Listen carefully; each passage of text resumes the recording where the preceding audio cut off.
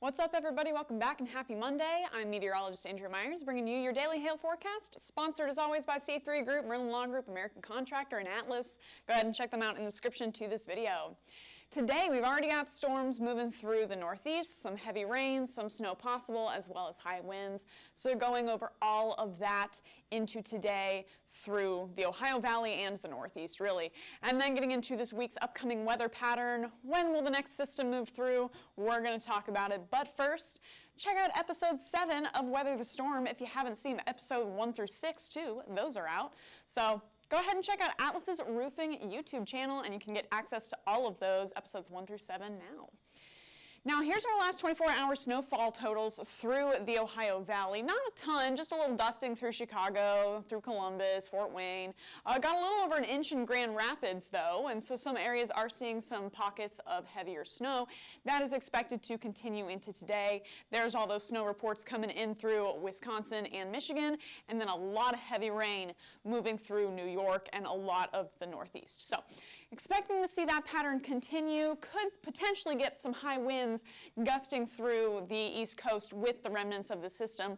There's that low pressure moving over the Ohio Valley right now, bringing those nice cold temperatures, 20 degrees in Minneapolis, just above freezing in Fort Wayne, and then where it's a little warmer out ahead of that cold front. Going to get in the mid-50s through Portland, and lots of heavy rain moving through. The rest of us through the southeast and the central plains are going to be dry and uneventful, sitting in the upper 50s through Dallas-Fort Worth. So watching the warnings wise, we've got a ton of them. Just going to give you the basics here. We've got a winter weather advisory in effect for much of the Ohio Valley. If you're not in that and you're in the pink, that's a winter storm warning for you. Tons of flood watches, warnings, all sorts of stuff happening through the northeast with all that heavy rain, and that is going to continue again into the next little bit here. And then we got a high wind watch, high wind warning in effect. So a ton of winds and rain and just the works with this system making its way out. And there it goes by 4 p.m. 4 p.m. Central, okay, so 5 p.m. Eastern. Expect to see a ton of rain moving through Maine. If you guys got to drive down 95 for your commute home, going to be battling that. And then if you're out through the Ohio Valley in the Cleveland area, Columbus, Pittsburgh, now you're dealing with snow out there for your evening commute. And then as the low continues to move towards the Atlantic, it's going to bring all that cold and snow potential with it through New York, New Hampshire, Vermont, and eventually Maine before starting to fizzle out by tomorrow afternoon. Winds-wise, they're cranking. They're going to move off the East Coast here, and a lot of us at least seeing 50-mile-an-hour gusts with this system. Now, pockets of severe winds, that has to be 58 or over technically to get to the severe threshold. Lots of those moving along the East Coast until, tomorrow, when things should start to die down a little bit. And there you are, waking up to still some gusty winds here and there, but not like you're seeing today. So for your wind forecast with this system, it's really going to be, again, isolated pockets here and there between New Jersey and between the far, far southern parts of New Hampshire and Vermont. Boston, Hartford, New York, Providence, Long Island, all of you guys are going to be in the risk for today, but it's low end across the board to just see maybe some isolated gusts up to 60 miles an hour.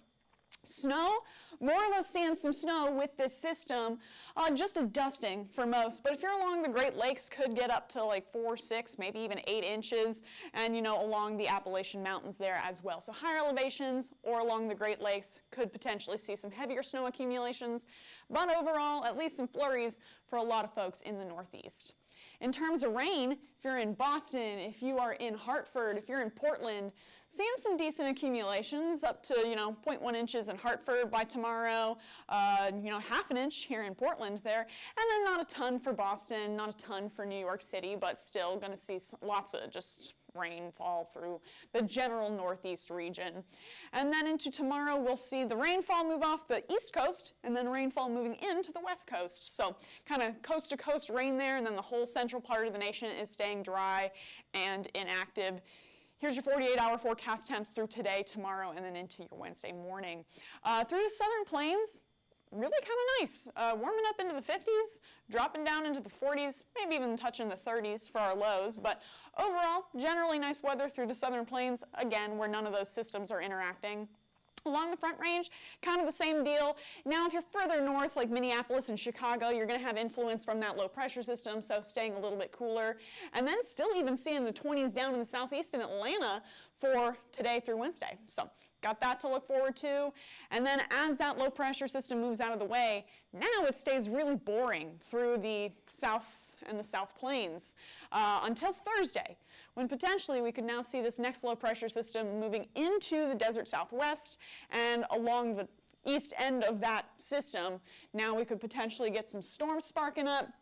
And again, they usually start through the southern plains and then track through the southeast through the later part of the week. So watching all that kind of occur. Again, one low moves off the east coast, one low moves into the west coast, and then by Thursday, when you got that whole system working into the desert Southwest, up ahead of it, could get some rain, some heavier showers, and maybe even some storms by the later part of this week through the South Plains, and then there they go through the southeast, and more snow to come for you guys out in the Rocky Mountain West.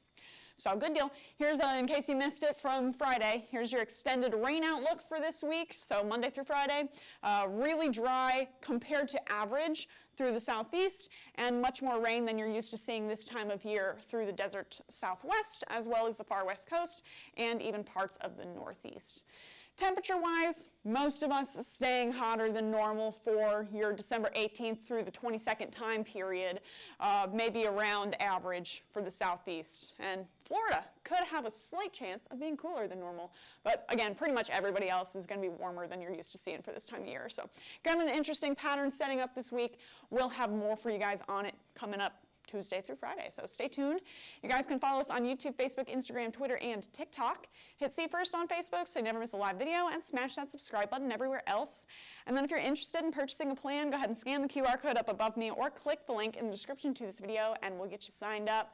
Or give us a call at 855-334-4245. Email us at info@hailtrace.com, or check out hailtrace.com for more details. And for now, I'm meteorologist Andrea Myers. Thanks for watching.